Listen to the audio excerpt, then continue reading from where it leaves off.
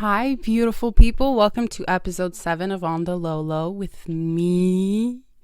I always want to say On the Laulau with Lolo, but it feels like a little too cringe for me to go there. I hope y'all have been doing good. I hope you're doing amazing. You feel peaceful, inspired, creative, calm, collected, grounded, all of the beautiful things. So, like always, I never really know what I'm going to talk about in this, but once I get the ball rolling, it fucking rolls, okay? So, one thing I wanted to talk about is simulation that we exist in, because I was thinking of something very interesting today and I was like, I'm gonna fucking go into this in a video, but I can't go into it. And then I was like, podcast. So today I went to get my toenails done with my sister-in-law and my mom. All right. It's a typical kind of like Vietnamese, type of place. And they're very good at what they do. But since it's Christmas time, there was a lot of people waiting. Like, it went so fast that I was like, ugh, this is so expensive for what it really is. But I'm grateful that I'm able to offer this for myself, even if I know technically it's not good for your feet and your nails and your hormones. Whatever. Like, I've let go of all of that. Ever since I realized that pretty much everything is bad for me, I choose to do the things that make me feel really good. I bless myself. I've reprogrammed myself to know that I am perfect in divine health at all times. And I feel like that is the only way to exist right now. I don't want to sound annoying, but for those who didn't know, I wrote an ebook called How Not to Lose Your Shit After Unplugging from the Matrix. And I'm not trying to sell it to you. I'm just explaining how I never realized what the process of post-awakening and post-freaking out that you live in such a world, how important it fucking is. Because before, I used to think you have to talk about the awakening, but then what next? Like, how do people keep moving forward? Because it can be very overwhelming. So anyways, we went to go get our toenails done, and then we walked around at the mall, right? And I feel like when you go to these big public places, you can feel the simulation. You can feel, it's just, I know it's like far-fetched things to think about, but we're going to try to like go into it.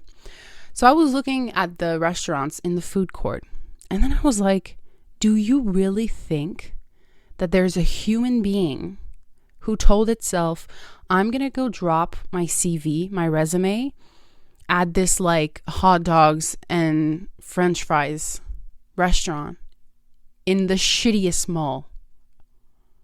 I struggle to think that there's people for that. And then I started thinking, if we are in a simulation, every aspect of the simulation needs to be filled. And it is filled through energy. So as long as there's energy loading in that part of the simulation, there's always going to be energy fulfilling the programming. I know this is mind-bending shit, but listen, I've been playing The Sims lately because if you didn't know, I've been playing that game since I was 9. I've just always loved it. And it got me thinking about how I was as a child and what I found attractive. And I remember what I loved doing the most, like playing with the most, was like life, Why do we want to play mom and dad? Why do we want to play teacher? Why do we want to play doctor? And this is where I realized that this is really all a simulation, and that souls reincarnating into this realm know that this is like made up shit. But it just wants to play with that. Because I remember I lived in Florida for 3 years when I was a kid. And there was this amazing place, man. It was the weirdest but most fun like fucking adventure. It was called Wanna Be World, okay? It's basically this huge fucking warehouse that has a bunch of different like careers for you to explore as a child. So they had like a little nursing thing with a bunch of fake dolls. There was like, you can be a model. My brother was always doing the inspector shit with his friends. You have to gather the clues around the city. There was pizza maker. The most famous one with the longest line was like Willy Wonka make your own chocolate bar thing. And my favorite one was to go to the fake grocery store. I loved that shit. I would grab my little cart. I would pick shit up. And I was traumatized once because I didn't know that there was like a fucking limit as to how many items you could put in your cart. And I was really simulating it. Like, I loved playing with those concepts of the human experience, such as grocery shopping. So I was grabbing everything that my fake family would need. I was so into it. And then one of the employees got mad at me because I had too many items. And I got so pissed because he cut my fun. But then it got me thinking, because even when I was younger, my brother used to play GTA. We all know what it is. And I wanted to play, but I wanted to play to drive the car. And I wanted to play to drive the car and find random houses on the map and like make up a whole story about it. And I've always loved that type of shit. So when I discovered that The Sims existed, it was right up my alley, because you can have kids, you can build a house, you can do all of these simulation things. So when you think about it, this type of shit that we experience on the daily basis do not exist on other planets. Like having a car and then respecting the traffic rules, and then there's so many things that belong to the simulation that don't make sense in other fucking worlds. But this one is like a hot spot. I don't know. It's like, I really see it. If you've never played The Sims before, go watch videos or something. It's literally a simulation.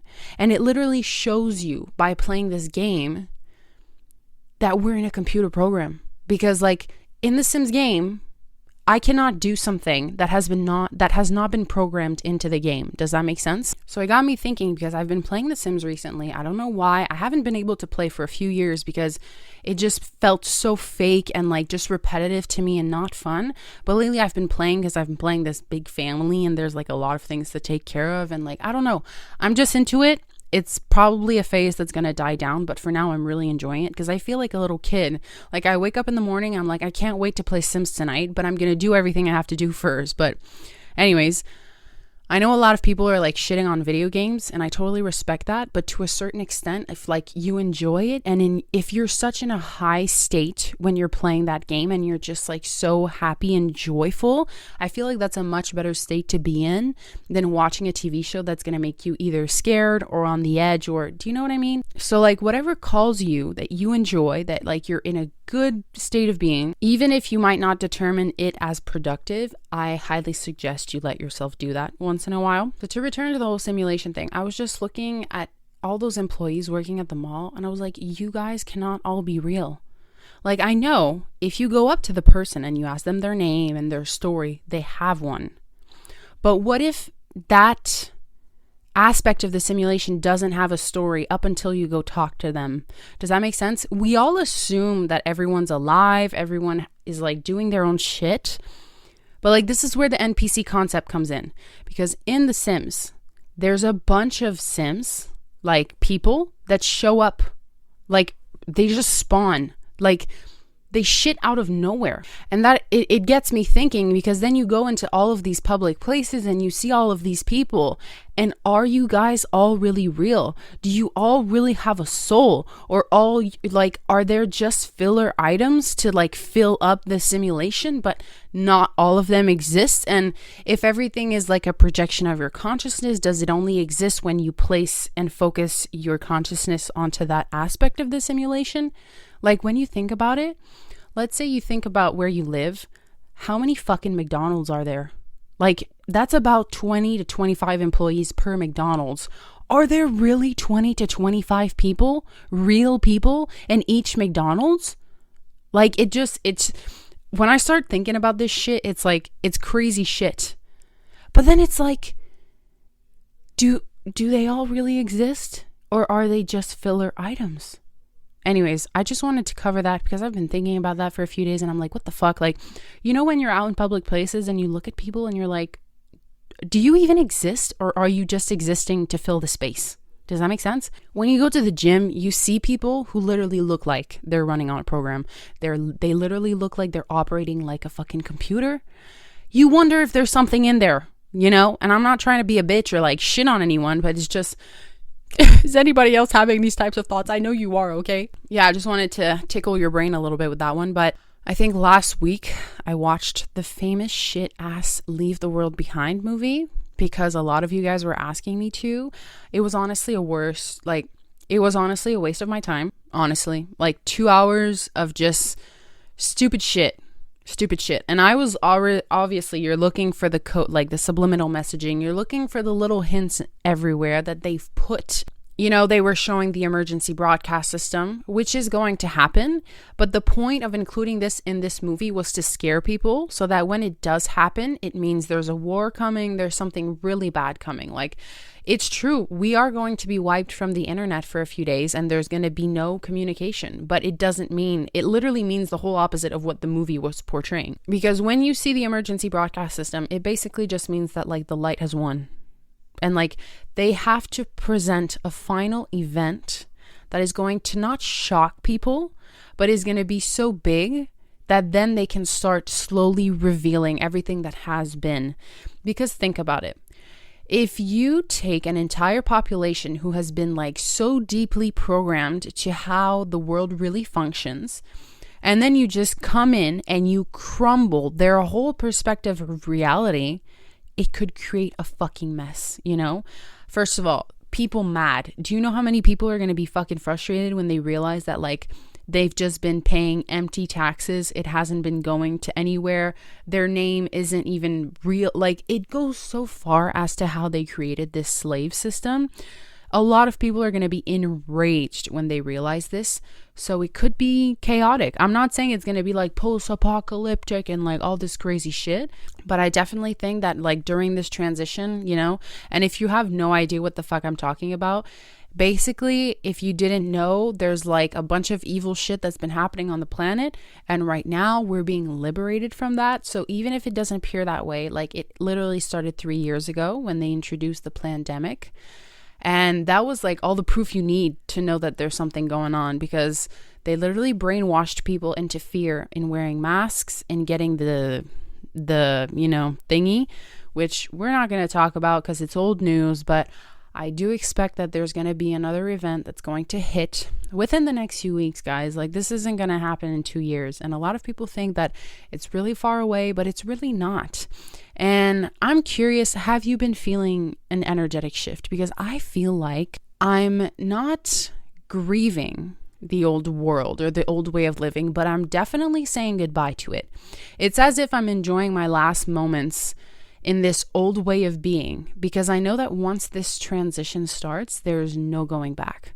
There's no going back to a dimension of fear and limitation and separation and just like not what we are. You know, I feel like we've been sedated from how powerful our consciousness is. We've been separated from one another because obviously that's better when a whole population is fighting one another instead of fighting the mean guys that they don't even know are fucking evil. So anyways, to go back on the movie, I did make a video about it and it didn't even take a minute and TikTok banned it. So I was like, what the fuck did I say?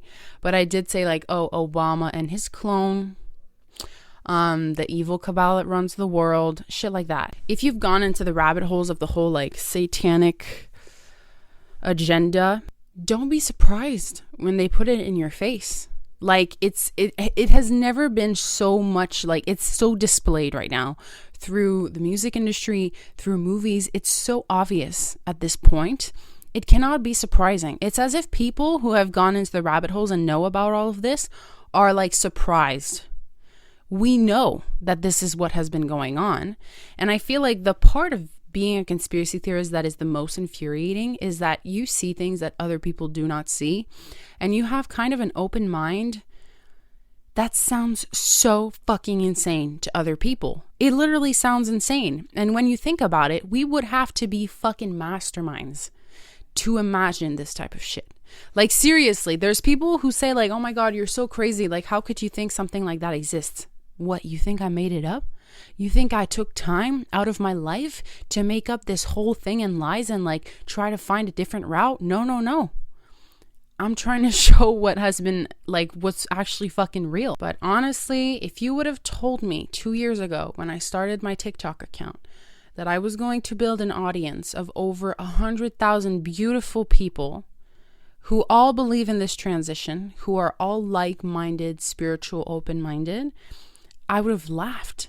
Because for so long, I hid this part of myself that had different beliefs and values than other people. But then when the whole jab story started getting out, I had to embody who I really am. And I feel like if you're a conspiracy theorist and you know everything that you know and you're anti-vax and all of these things, you either hide in the shadows because you're too fucking scared for the world to know what you really think, or you just fucking stand in your power and you say it to everybody. And I remember for me, I didn't wear it with pride, but I definitely didn't stand back and I didn't hold down. And it was like, well, this is what I believe. And I remember I used to go to the gym and there was an old man there, you know, hi, how are you, blah, blah, blah. And then I ran into him at some point and he said, oh, I don't see you at the gym anymore. And I don't know if you guys remember when you had to be vaxxed to go to the gym. And he's like, I don't see you anymore. I was like, yeah, I'm not vaxxed. And then the judgment in the faces of like, well, why? And I was thinking about it yesterday. It is really impeccable that we actually went through something like that. It is the most idiotic and stupid thing I've ever seen in my life, where you're judged and outcast for saying no. Like, if that doesn't show you how fucking people are programmed, I don't know what else will. Because every time I talk to someone and I say, why did you get it? Well, I wanted to travel. Okay. And then when I start thinking, why aren't these people asking themselves questions? Like, why do they blindly trust that it's safe, that it's effective, that there's really like, why aren't people asking questions? And this is literally what it means when people say there's a veil over the world. And the only way that I can tell you I know this is fucking facts is because I remember when I didn't know, when I didn't see, and I've talked about this a few times. Excuse me for repeating myself. But it's just fascinating because all the people who are quote unquote woke and can see through the illusion often ask, like, it's so frustrating. People around me don't see it. They don't know. But when your consciousness has literally been tuned down to the finest, like, I don't think you guys understand how fucking powerful our minds are. And they literally took them like Play-Doh and molded it into whatever they wanted so that they're never attacked against. Because if you program an entire population to think exactly what you want them to believe, why would they ever turn on you? Why would they ever doubt you? But if you're an evil motherfucker that's trying to control and enslave everybody, well, that's going to work to your advantage, isn't it? Like, if I was an evil fucking genius, I would have written that plan. Like, it is such a smart plan. And I'm sorry I keep fucking saying it, but it's so impressive. Because when the whole pandemic started, I remember the energy. I remember how it was, how fucking moronic and stupid it was, because you never actually saw a pandemic. You didn't see people dying on the street. You didn't see ambulances running left and right. None of that shit. If it wasn't for the media, you would never have thought that there's something going on.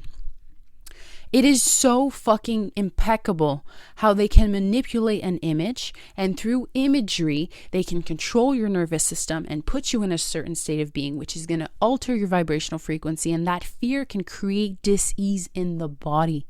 It's crazy. And if you tell me that these guys didn't know about it, I'm sorry, but oh my God. And it's just, I know I often get comments of people saying like, I wish I had people who thought like that around me. And I do believe that if you don't have any people like that in your life at this time, it's probably because you're not meant to, but also because you have to get really strong by yourself. Because if you're going to think what the majority does not, you're going to have to be able to stand on your own 2 fucking feet without having an entire team backing you up. Now, I consider myself very lucky because my family is on the same page as me. They always have been. So it's not like I go to family, like it's not like I go have dinner with my family and they're like, why the fuck are you like this, Laura? Because I know they think like me. But I have been in situations where I get looked at like I'm crazy. But the thing is, I respect my own beliefs and my own values so much more than what other people have to offer me that I don't bend. I can't break. So I wanted to kind of tell you guys the story of my spiritual awakening, which was like officially like 3 years ago. So basically, I was going through kind of like a heartbreak period, and it wasn't going great. I was starting to go to the gym and really wanting to take care of myself.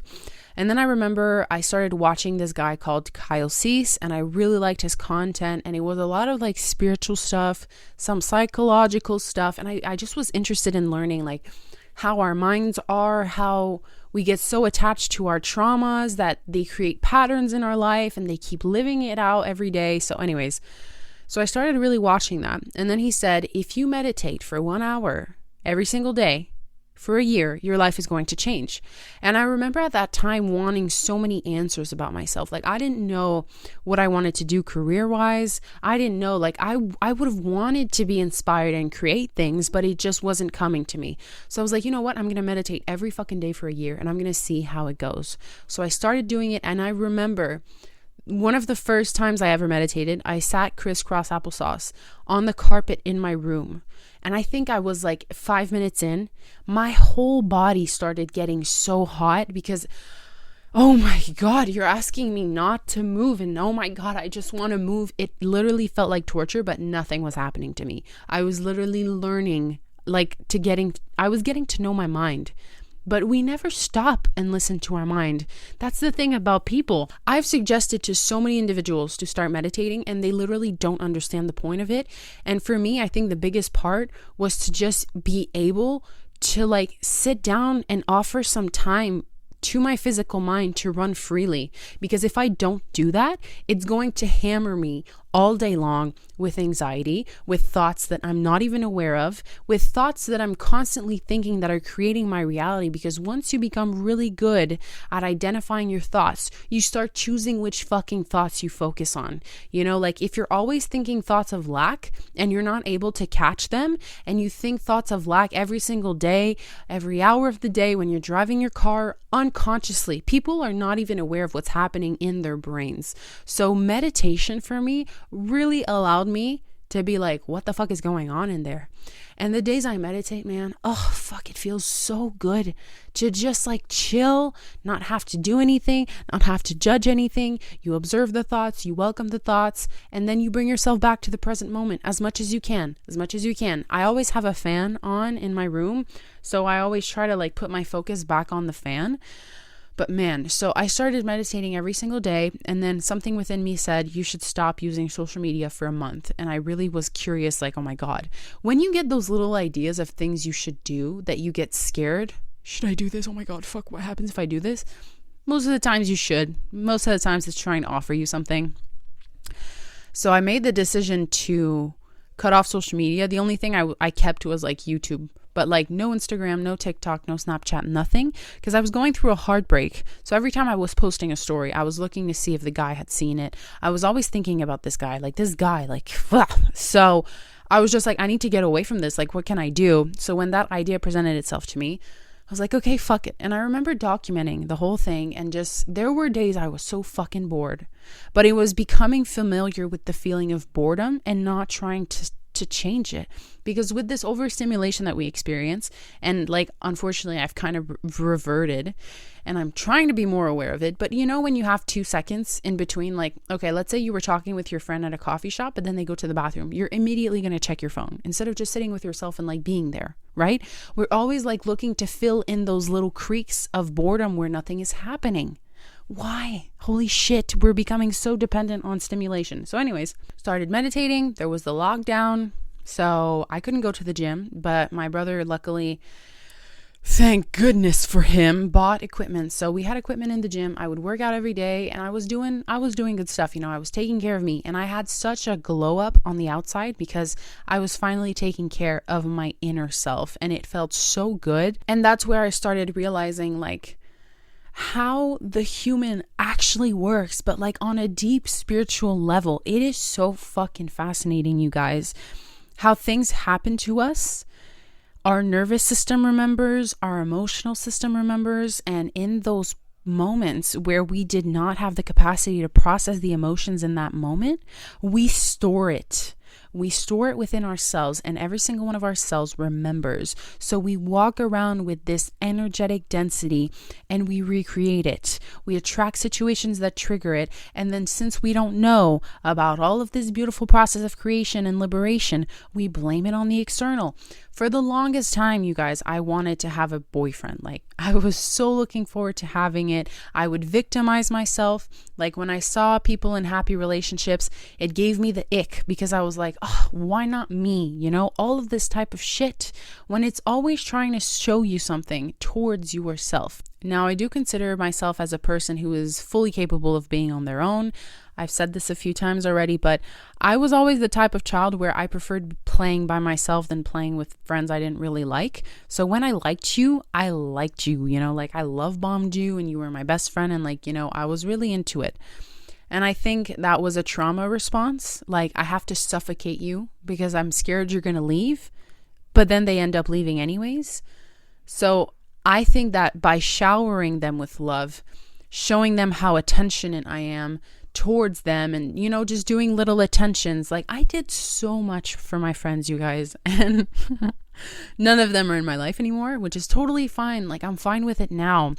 But at that time, there was something within my being that was just like, why the fuck does this keep happening to me? And I think it was because I had built this shell, being like, you know what, I'm fine by myself. I'm fine by myself. I don't need anybody. I don't need anybody. But then I meet a friend that I really click with. We have so many things in common. It's so much fun. We start doing so many things together and spending so much time together, that my inner child is happy because it feels special. It feels seen. It feels like I finally have a space to show how much love I have for this person. Like, if only they would, you know what, I'm going to show them. I'm going to show them everything that I can do for them. I don't know why. And then I did. But it would be overwhelming, because I remember I met one of my very good friends 3 years ago, and I kind of bombed her. I was just like so excited. I was like, oh, you're such a good person, and I'm so excited that we met. And then I told her, I don't know if this scares you, but I want to call you my best friend. You know, that type of stupid shit. Like, I remember in high school, you have so many different friends. It's like, who's your number one best friend? And like, who do you love the most out of that shit? And I never felt like I had that. And I guess I was envious of those who were the number ones, because I was like, why am I not good enough to be the number one? So I was always trying to prove that I was good enough to be the number one best friend. But in trying to prove yourself, it means you don't feel yourself adequate. So you're going to overperform to prove yourself. But if you know that you're good enough, you won't overdo it, right? So I just remember telling her, like, I don't know if this scares you, but I feel I want, like, you're just my best friend. I want to call you that. And then she was like, it kind of scares me a little bit. I'm not going to lie. And I think for the first time in my life, I said, well, that's like, you can leave and it'll be fine. Almost as if by giving so much of my affection and my attention and my love and saying like, I love my friendship with you, it scared them, because it was such like at high capacity that maybe they were not used to receiving. So to them, it felt like I should maybe run away from this person. Like, maybe this is too much. And in that moment that I said, you know what, it's fine. If you leave, you can leave anytime. It's fine. I think I broke that a little bit, because it alleviated the pressure that I was putting as like, well, you have to be my best friend forever and ever and ever. And that's never what it meant. It was literally just pure excitement of, I finally have this friendship. I'm so happy, because let's be real, you guys. You can say you're fine with being by yourself, but it's so nice to have beings around you that you can laugh. They actually make you laugh. Is there anything better than connecting with someone that fucking makes you laugh your ass off? Oh, fuck, I love those, you know? You just spend your time laughing on the same page. I'm so grateful for friendships. Just the whole, like, friendships are so good. And when you guys message me saying, I wish I had friends like you, stuff like that, I always say, you ask the universe for this. It's not because you don't have it that you have to marinate in, I wish I had this, when am I going to have this, oh, blah, blah, blah, poor me. Why don't you close your eyes and you get excited and you visualize laughing, you get invited so many places, you meet so many people like-minded. You're like, what the fuck? People think like this? There's so many that think like this.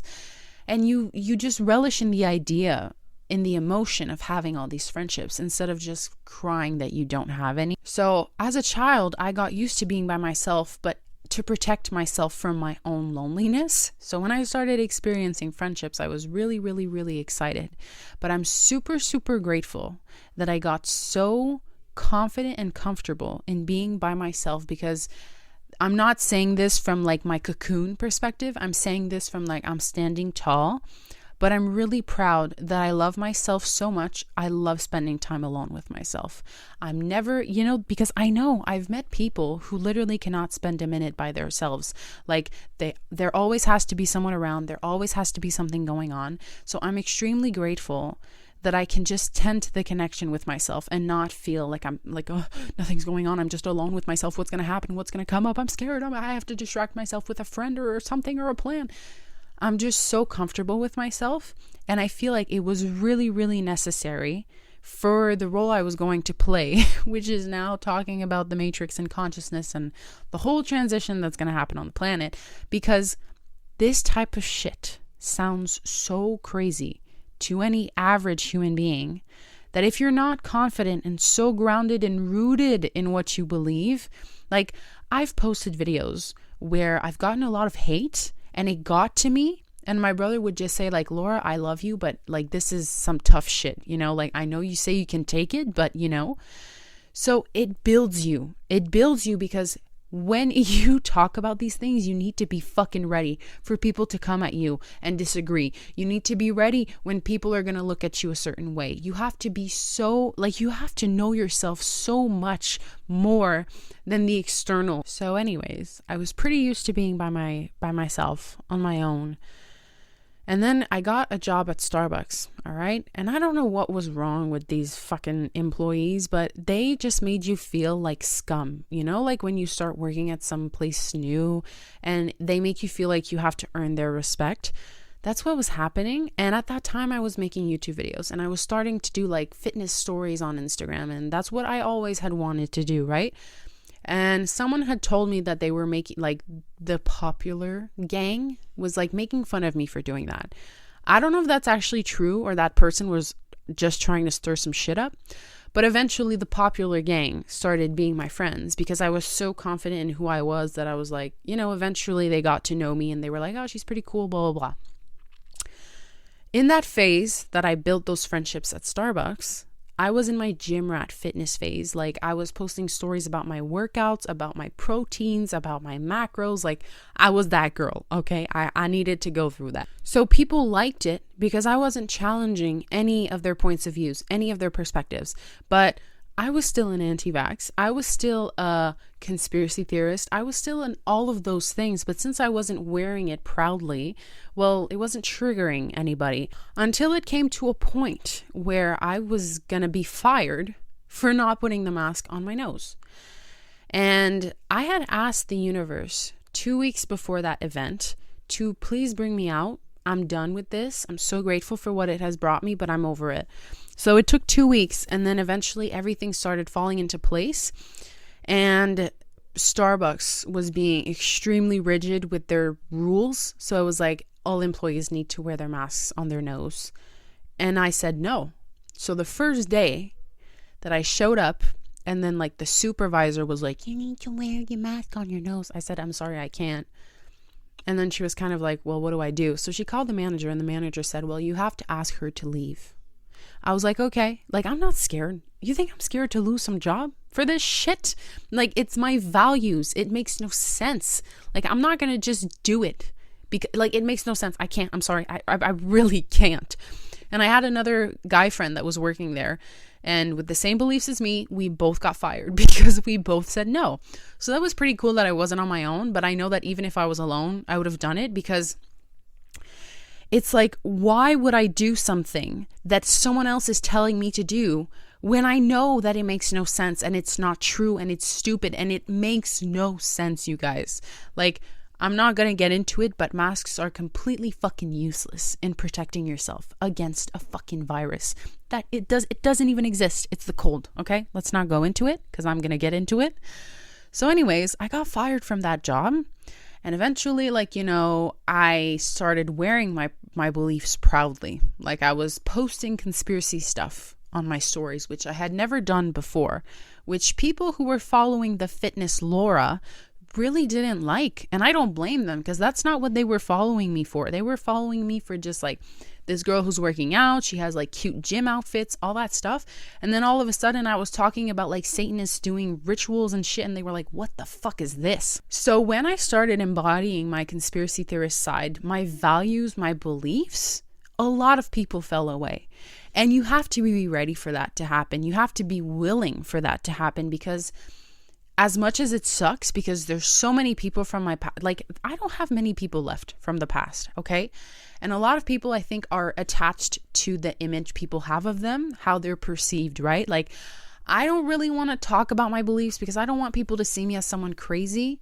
But me personally, I'd rather you see me as fucking crazy, but at least you know where I stand instead of me being quiet. Like, why should I be quiet and you get to be loud about it? So it really like developed a new side of my personality that I didn't even know was there. But do you know how good it feels to respect yourself so much? You say shit that the majority are unable to like. Do you know how fucking hard it is for people to speak up? But it's really easy for them to speak up when it's about things that the Matrix told them to speak up, like feminism. We're not going to get into it in this episode, but I strongly believe that that's just a bunch of bullshit.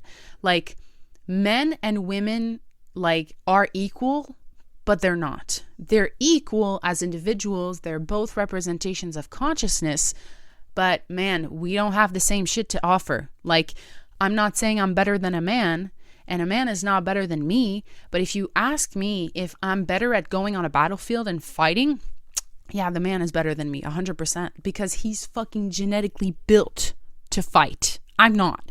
Yeah, my ego could say like, I'm a big girl, I'm buff, I'm strong, I can like lift weights and shit. Yeah, but like I'm meant to carry a child, not fucking anyways. So it's just really fascinating how they really fucking attacked every aspect of society. Like, we're going to separate the women and the men. We're going to make the women team up on the men so they get their equal rights. But it just created a whole disharmony in the yin and yang. When the yin and yang is perfect and balanced together, that's the fucking fire team. But we're out here trying to say like, I can do all of it by myself. I know you can do it by yourself. I know you can make money and have a job and be successful, whatever. But man, it's part of bringing the two together. Like, that's what makes it fucking beautiful. So when I had my spiritual awakening, it started out with, the spiritual side of things, like, meditation and being Zen. And then a year later, it started being like, well, the side of me who like doesn't believe that this whole thing that we're being told is true. I think it's all bullshit. It's lies. And then it came together in a beautiful mesh where I fucking started talking about it on the internet. And I'm not gonna lie, I never thought I would. I really never thought I would. And I'm so proud of myself. And if you are someone that struggles to like speak up for what you believe in, I swear there's no better feeling, because that is your authentic self. Your authentic self is someone who speaks openly and just proudly, not in an ego thing, but I don't know about you, but I kept myself very quiet as a child. Like, I didn't speak up. I don't even know how many times I wanted to express myself and I felt the burning in my throat because I was holding myself back from speaking and saying what I really wanted. I'm not talking about conspiracies. I'm just talking about, when you're a kid and an adult says something to you and it makes you feel like, oh my God. And then you just want to say something, but it hurts so much you don't say anything. That type of shit accumulates. And I kept myself quiet because I'm the type of like, I don't want to create any disharmony or fights. I don't want to go there with anybody. But then I just realized I was so disrespecting myself. I was tossing myself aside at the risk of someone else getting offended. And I understand there's a time and place for everything. But if you're willing to put yourself aside for somebody else, you're living for the external. And that's literally how the Matrix programs you, to look on the outside before looking within. Because I promise you, you're going to have such a clear mind, such a peace in mind if you start speaking up and being who you really are. Whether that's with your beliefs or your values or actually fucking pursuing something you actually enjoy instead of doing what mom and dad told you. It goes so far. But your authentic self is when you don't even try, is when you don't even think, is when you're just in flow, is when you just are. So I'm extremely grateful for everything. Isn't it so fucking beautiful how everything in our life serves something that's going to serve later on? Like right now, I might not understand why I'm going through certain things. And in 5 years, I'm going to know. I'm going to know. And it's such a fucking beautiful ride that we just get to watch it. We get to enjoy it and unfold it. Like I've seen a lot of people being like, okay, well, what next? What next now? Enjoy your life. I talked about this in the last episode, but after awakening, you just enjoy your life. You just enjoy the ride, and you stop trying to figure it out, and you stop trying to get to destinations all the time and getting to the house and getting to the next house and the new car, and enjoy now. Enjoy your current circumstances now, because nothing lasts. So to circle back on the Leave Behind movie, utter shit. Don't waste your time with that shit. It's only going to make you on the edge for 2 hours. Like, there's creepy music the whole time, so you keep thinking there's going to be a jump scare or something big, and literally nothing big ever happens in the movie, and it's just a bunch of weird symbolism shit. But the movie was created so that the emergency broadcast system is at least like fresh in people's brains. And the fact that they like released this movie at this time confirms that we're almost there. Literally, you guys, I think this is just a matter of weeks, which is super exciting. So when you see the emergency broadcast system, don't freak out. Don't shit your pants. Like, this means good ass shit. And a lot of people are asking me, like, do you recommend doing anything? The only thing I recommend is, just to be safe, a few water bottles, like a few cases, a few canned foods. I'm not saying that this is going to last a really long time, but let's say you don't have access to grocery stores. You might get a little hungry, but it's fine. We're going to fast because maybe our bodies need it. But obviously, people who are on the fearful side of things, when they see stuff starting to happen, they're going to run to the grocery stores. It did like in the pandemic when everyone was buying toilet paper. I never understood that one. But people are going to jump at the shelves, and they're going to get very like greedy, like they want to save their own selves. But this is nothing to be worried about. It's just being a little bit prepared.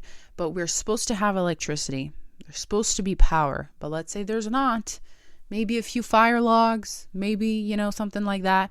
I'm not telling you to go crazy about it. Just think of your situation and like how it would be. Is there anything that you'd like to have a little more backup of, just to make sure you feel like more, I'm good? We're already done with this episode. I had no idea what the fuck I was talking about, but like always, we get it rolling. So I hope you guys enjoyed this episode where I give you kind of backstory, kind of personal points, and then, transitioning into everything. So I love you guys very much. Thank you for tuning in. It means a lot to me. I can't believe that I'm already on the 7th. But anyways, we're going to keep it rolling. So I'm very grateful for every single one of you listening. I love you, and I'll see you next week. Bye.